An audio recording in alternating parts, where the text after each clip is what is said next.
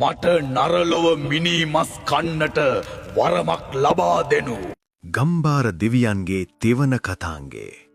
තමාට තනිවම ලෝකීය විනාශ කළ නොහැකි බව තේරුම්ගත් සූනියම් යක්ෂයා තමාගේ සේනාව වැඩි කර ගැනීමට තීරණය කළේය. නරලොව මිනීමස් කෑමට නීත්‍යානුකූල අවසරයක් ලබා ගැනීම සඳහා ඔහු පළමුව යක්ෂයන්ගේ රජු වූ වෙසමුණි රජ්ජුරුවන් සොයා ගියේය. වෙසමුණි විමානයේ ඇතුල්වන තැන වූ ඒ මහා ගල් දොරටුව සූනියම් යක්ෂයා එක් පාපහරකින් කඩා බිඳ දෙමීය. ඒ බිහිසුණු ශබ්දයෙන් වෙසමුණි රජු පවා මහත්සේ තැතිගත්තේය.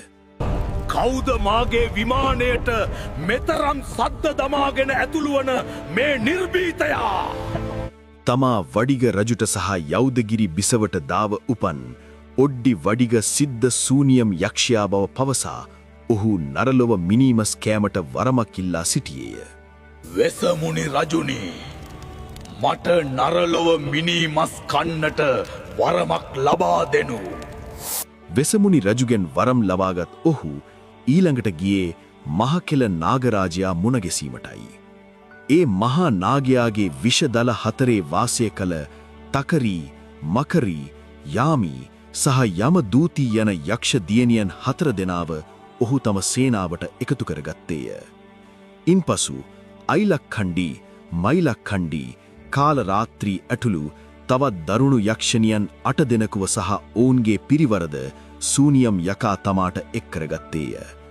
එපමණකින් නොනැවතුණු ඔහු තම මහා යක්ෂ සේනාවද පිරිවරාගෙන තව්තිසා දිව්‍ය ලෝකයට කඩා වැදුණීය. එහිදී සිරාට්ටා, වාරාට්ටා සහ ගොරාට්ටා යන දෙවිවරුන්ව බියගන්වා ඔවුන්වද තම බියකරු සේනාවට එකතු කර ගැනීමට ඔහු සමත් විය. දැන් ලෝකයේ ප්‍රබලතම අමනුෂ්‍ය සේනාවට නායකත්වයේ දුන් සූනියම් යක්ෂයා නැවතත් පොළවට පැමිණියේය. ඔහු තම සේනාව සමග විශාලා මහනුවර ඇතුළු ගම් නියම් ගම්වලට කඩාපැන මිනිසුන් සහ ලදරවන්ව අමු අමුවේ මරා කෑමට පටන් ගත්තේය. රාත්‍රියේ නිවස්වල නිදා සිටි අතදරුවන්ද තනියම පාරේ ගමන් කළ මිනිසුන්ද හිටිහෙටියේම අතුරුදහන් වන්නට විය.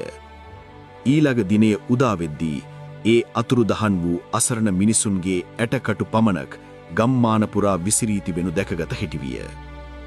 මුළු රටම මේ මිනිමරු යක්ෂයාගේ ග්‍රහණයට නතු වී අසරණ විය. ඔහු මෙල්ල කිරීමට කිසිදු සාමාන්‍ය ගුරුකමකට හැකි වූයේ නැත. තෙලිංගු රටේ අතිදක්ෂ ඇදුරාගේ ඒ අද්භූත පුෂ්කොළ පොතෙන් මේ යක්ෂයා සදහටම හිරවෙන්නේ කෙසේද?